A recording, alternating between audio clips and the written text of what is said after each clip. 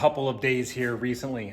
Before we get to the first start and some of those test hits where I'm sending some data logs to Lund, we are gonna wrap up the rest of the install. I think that's useful to do since I've shown you everything this far. So sit back and relax. It is just gonna be time lapses with a few notes and pictures in between on specific steps. At the very end, I'll make a couple comments, then we'll fire it up, take it out on the road and let you see it, hear it, feel it for the first time.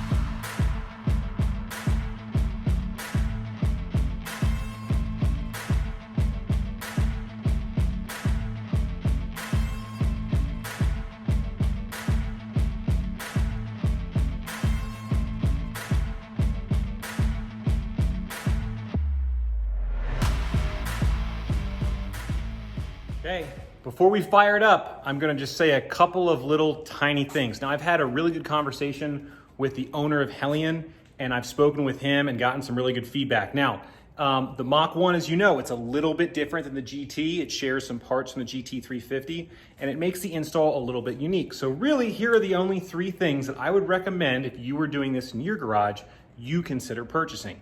Those three things are, two of them are gonna be longer 2.5-inch 90s.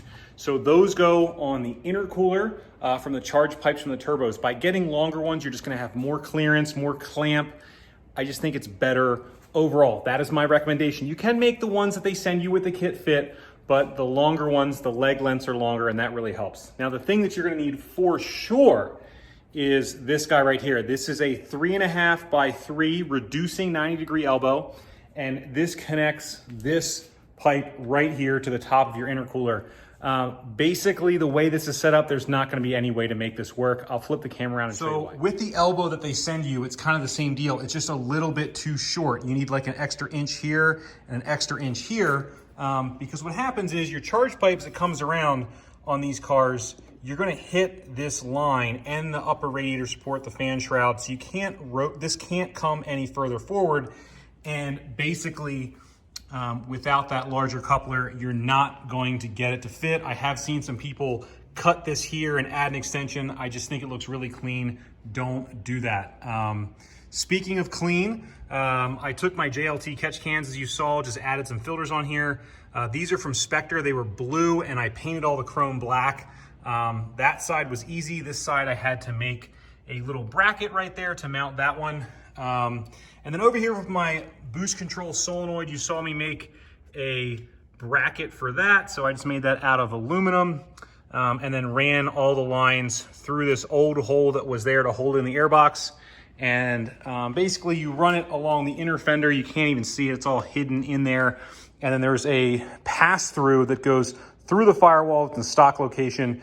You can basically reuse that and then just mount your boost controller inside. Speaking of the boost controller, I went with the Go Fast Bits GeForce 3, and I got the mount from Fat House Fabrications, which should show up tomorrow. I'll show you a picture of what that will look like. It's just kind of sitting inside of there right now. And then as you saw in the time lapse earlier, instead of using like an add a fuse or an add a circuit and going over to the fuse block and running more wires, I kept all the wires up under the console and just tapped into the cigarette lighter.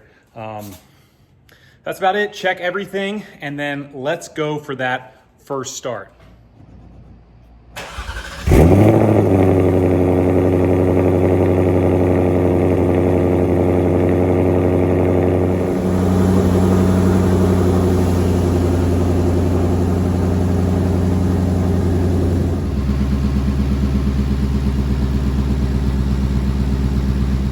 Up and running, you should already obviously be talking with your tuner, whoever that's going to be. I know a lot of people use Palm Beach Dyno. I'm using Lund for my remote tuning, and I cannot say enough good things about Lund. They have been fantastic answering my questions, getting the tune files back and forth super fast. Again, I can't say enough good things about them.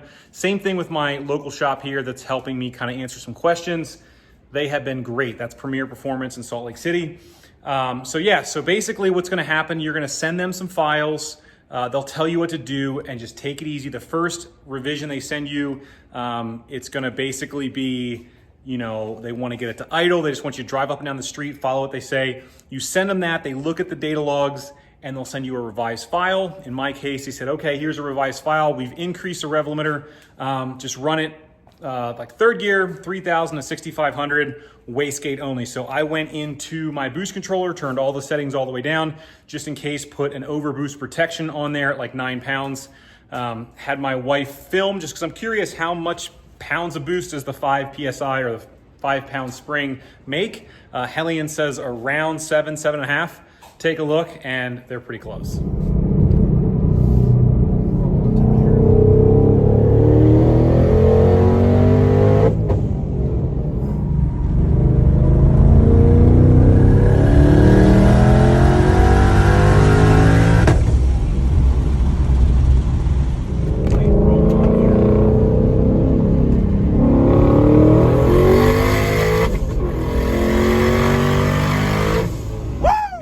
Done all of that, you send that file to them, and that's where I am today.